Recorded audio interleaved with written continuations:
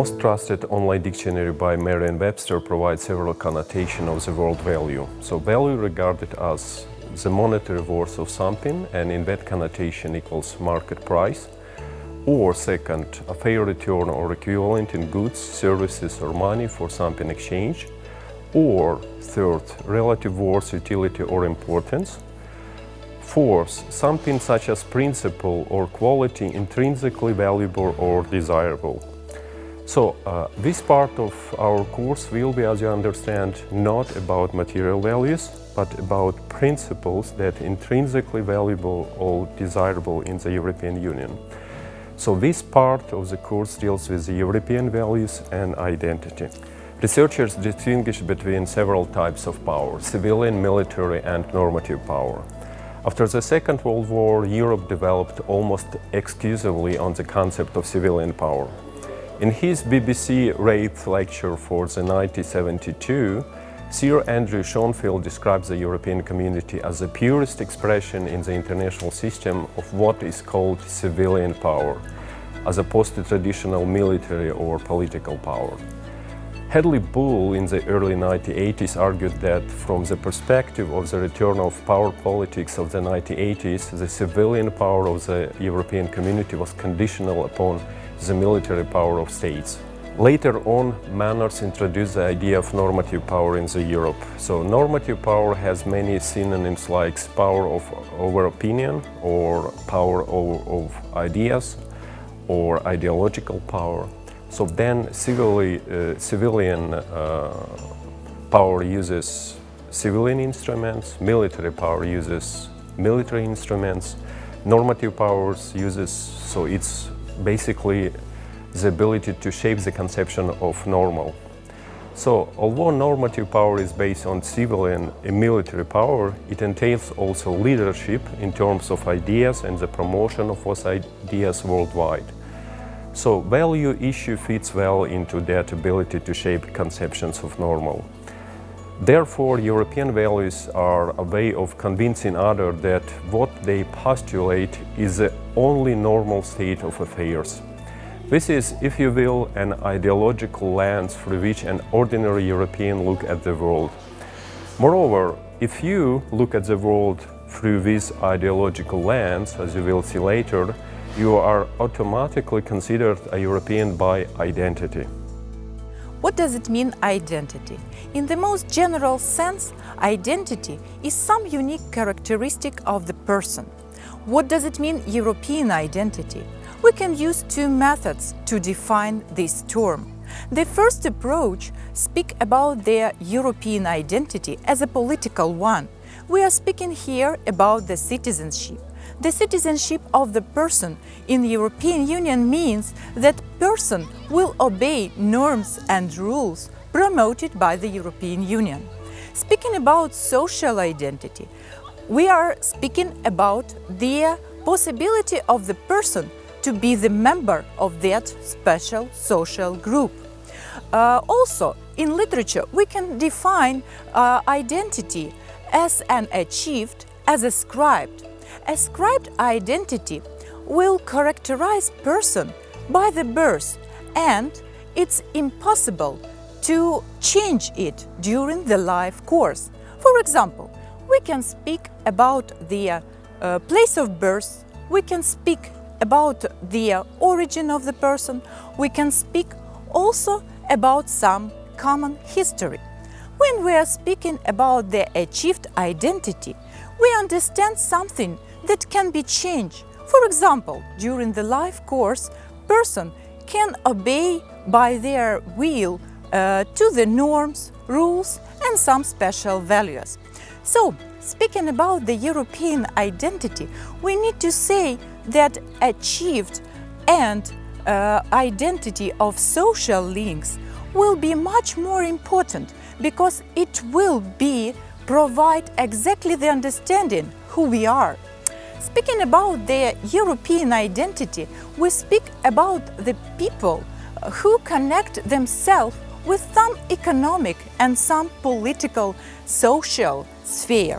This space can be defined by capitalism, by some liberal democratic issues, also for the respect for human rights, social values, respect and protect for some progress and some prosperity there. That it's not only the decision of the scientists and the bureaucrats. People say the same issues. For example, when we will see the results of the survey, where more than 50,000 people from 30 countries all over Europe say, what does it mean to be European? We can provide the order of these main factors. For example, the first point will be for the possibility to share common culture. The second will be the possibility to be European by origin. The third will be the common religion like Christianity. So what we can say as a summary, we can say that European values will be something general that will unite different people in different countries, regardless their color of skin, their food preferences, their religion, and even their place of residence. So what can we say? We can say, let's join Europe and share their common religion and common cultural values. And let's be identified as a European one. Democracy, freedom, equality, tolerance and solidarity are the European values united by all the member states. These values are fundamental because of high importance for everyone. To talk about freedom, I would like to mention the following ideas. Everyone has the right to liberty and security of person, either the right to respect for his or her privacy and family life, home and communications, as everyone has the right for education, freedom of thoughts and religion, freedom in communication. Equality. Equality is also of high importance. Everyone is equal before the law.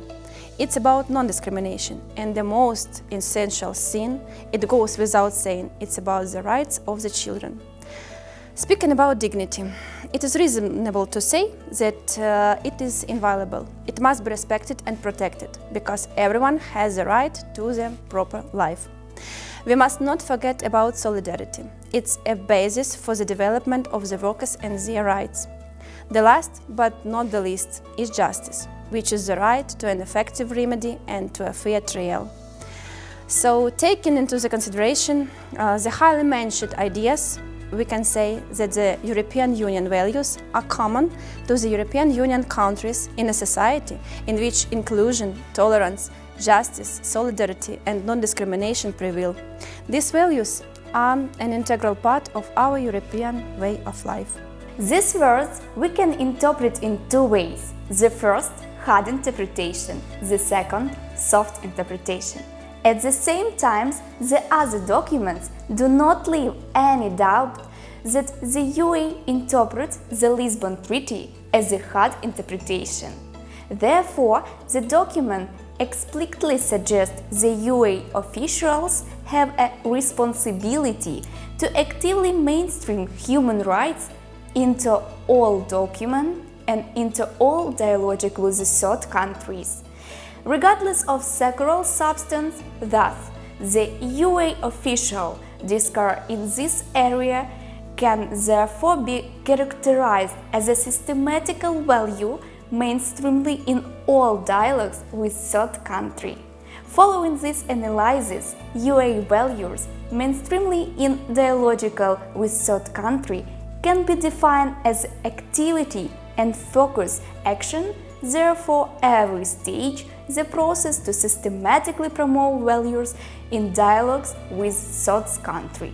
The European Union has 5 main values. The first, respect to human rights and human dignity. The second, of course, freedom. Third, democracy. Fourth, equality. And the last one, the rule of law. These values, until all member states, no country that does not recognize this value can belong to the Union. All these fundamental values are defined in the Treaty of Lisbon. European Union values mainstreaming. European values are designed to put them into the practice. In other words, values are not a high theory to be memorized and then forgotten. They are for daily use. In order to achieve this practical use, the European Union uses the so-called European Union value mainstreaming tactics. EU value mainstreaming means that values are incorporated in all policy at all levels and at all stages.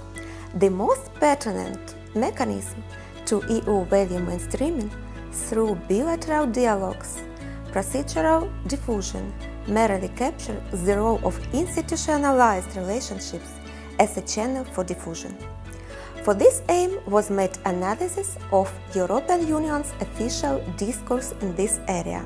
So, the Lisbon Treaty postulates that European Union's external action will be guided by the principles which have inspired its own creation, development and environment, and which it seeks to advance in the wider world.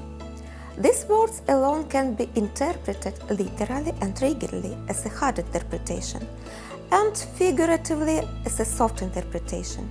According to this hard interpretation, that officials actively seeking to integrate EU values into all areas of cooperation with hard countries. According to this soft interpretation, EU official activities merely being informed by EU values, passively determining engagement. At the same time, the other analyzed documents do not leave any doubt that the European Union interprets the Lisbon Treaty through a hard interpretation approach. Therefore, the documents explicitly suggest that EU officials have a responsibility to achieve mainstream human rights into all dialogues with the third countries, irrespective of sectoral substance. Thus, the European Union's official discourse in this area can therefore be characterized as systematic value mainstreaming in all dialogues with third countries. Following this analysis, European Union value mainstreaming in dialogues with third countries can be defined as active and focused actions through every stage of the process to systematically promote values in all dialogues with third countries.